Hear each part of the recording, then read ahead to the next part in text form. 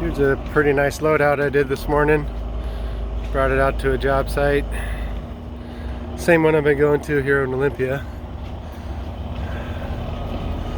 Got 18 lifts, 12-inch PVC.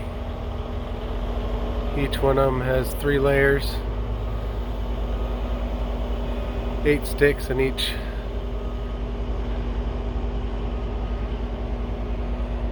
$2,093 feet of pipe.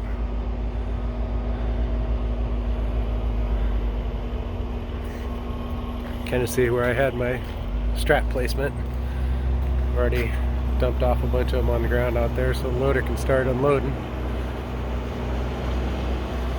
That was about a 2-hour load out to get that one done. Not too bad at all. And so here we're be kind of like your job site conditions where you roll up. First one's on site.